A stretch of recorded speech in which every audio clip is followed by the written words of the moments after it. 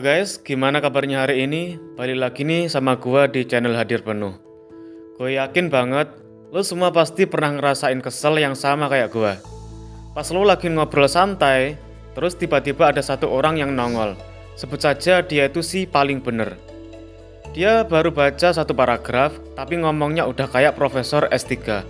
Dia ngotot banget, PD-nya setinggi langit, padahal lo tahu isinya kosong melompong, tong kosong nyaring bunyinya.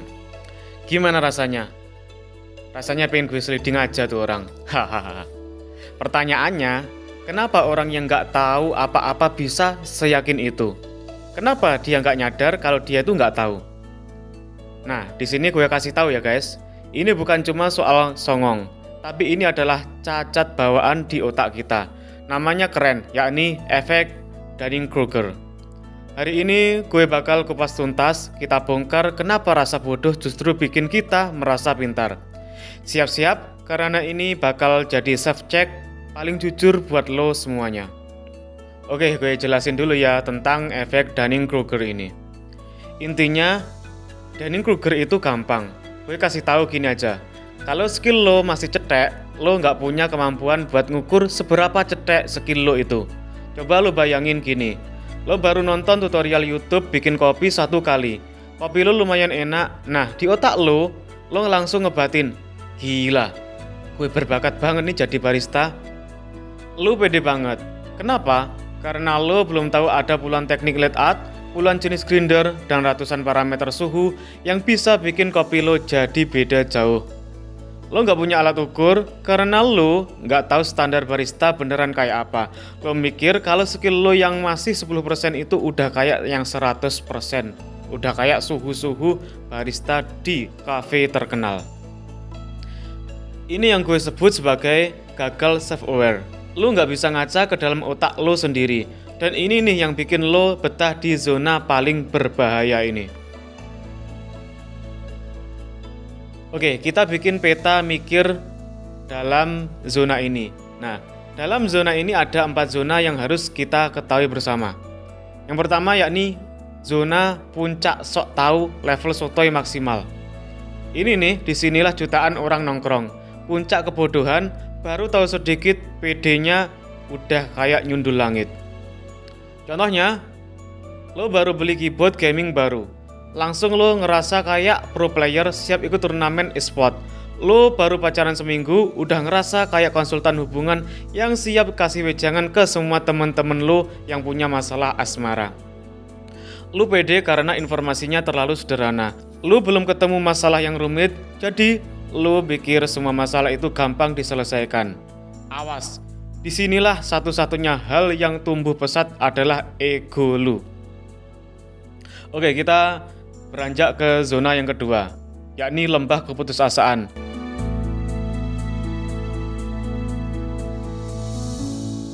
Nah, pada level ini lo udah ngerasa, duh, gue bodoh banget ya. Oke, welcome to the jungle baby. Setelah lo pede di puncak, lo mulai coba beneran. Lo ikut kelas, lo ngelamar kerjaan, dan jedar, lo gagal. Lo ketemu expert beneran. Tiba-tiba lo sadar, gila, ilmu gue sampai sini doang ternyata. Ini nih, PD lo langsung anjlok parah. Lo merasa paling bodoh, pengen resign, dan bahkan lo pengen banting HP lo yang saat ini lo pakai buat nonton konten gue ini. Nah, disinilah yang gue sebut sebagai lembah keputusasaan. Tapi guys, dengerin gue. Ini adalah momen terbaik dalam hidup lo. Kenapa? Karena lo udah pinter sampai tahap lo bisa ngaku kalau lo bodoh. Lo punya self-awareness buat lihat standar tinggi. Keep going, jangan balik lagi ke zona 1. Oke, kita zona yang ketiga, lereng pencerahan. Atau yang gue sebut sebagai kerja keras nggak pakai ribet. Di sini nggak ada hype, nggak ada pamer-pamer, lo fokus sama proses dan disiplin. Percaya diri lo naik lagi, tapi kali ini naiknya pelan-pelan dan stabil. Lo nggak lagi ngomong keras, lo banyak nanya dan dengerin. Setiap skill yang lo kuasai, lo tahu itu karena effort lo, bukan karena hoki atau sotoy. Di sini lo akhirnya tahu rasanya kompeten beneran. Zona yang keempat, dataran tinggi ahli sejati. Nah, pada level ini tempatnya para ahlinya yang nggak berisik. Ini tempat para legend, mereka beneran jago. Tapi lihat grafiknya baik-baik. Percaya diri mereka nggak pernah segila orang yang ada di puncak sok tahu. Kenapa? Karena orang yang paling jago tahu kalau dunia ini luas banget. Mereka tahu bahwa ada jutaan hal yang mereka nggak tahu. Mereka tetap humble, mereka nggak perlu teriak-teriak buat nunjukin kalau mereka jago. Keahliannya udah bicara sendiri, sehingga orang-orang bisa mengetahui kalau dia tuh expert. Oke, selanjutnya kita masuk pada sisi lain pada sindrom nggak pede ini atau yang kita sebut sebagai imposter. Nah, kalau lo udah sampai sini, ada bahaya lain, yakni sindrom imposter. Ini dialami orang-orang yang beneran sukses. Mereka dapat promosi, mereka jago banget. Tapi ngebatinnya gini, gila, gue nggak pantas. Gue cuma hoki aja nih, nanti juga ketahuan kalau gue ini cuma pura-pura. Lo lihat, mereka terlalu pintar sampai mereka mikir, kalau gue bisa, semua orang pasti juga bisa. Lo meremehkan bakat dan kerja keras lo sendiri. Intinya guys, baik sok tahu maupun gak pede berlebihan, dua-duanya adalah masalah self-awareness. Lo harus bisa lihat dari lo apa adanya, gak kurang dan gak lebih. Oke, kali ini gue mau kasih tips-tips kepada lo semua supaya lo itu gak jadi orang yang sok tahu. Nah, dan akhirnya lo bisa menyadari kalau skill lo itu ternyata masih cetek. Dan akhirnya lo bisa ningkatin kualitas skill lo lagi. Oke, sekarang gimana cara gue dan lo semua keluar dari jebakan ini? Ada 3 jurus yang gue mau kasih ke lo semua. Jurus yang pertama, bayar orang buat ngehujat lo. Stop minta pujian dari temen lo, cari mentor yang beneran jago.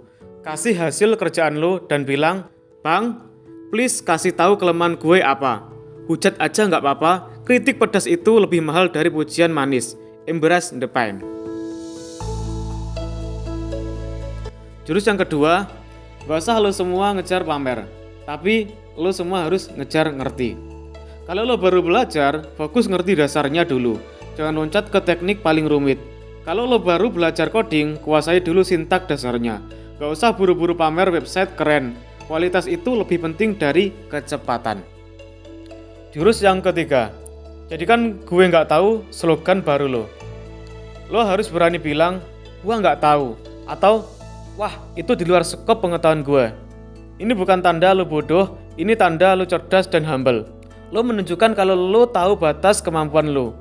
Nggak semua hal harus lo kuasai. So guys, Dunning-Kruger itu bukan cuma kelemahan orang lain, itu potensi kelemahan kita semua. Lo harus lawan ego lo tiap hari. Sekarang, gue tantang lo semua di kolom komen tulis jujur. Di bidang apa lo baru sadar kalau lo ternyata masih di puncak yang sok tahu. Tunjukkan kalau lo berani jujur. Thanks for you all yang sudah nonton konten ini. Jangan lupa like, share, dan subscribe biar channel ini makin rame. See you on the next one.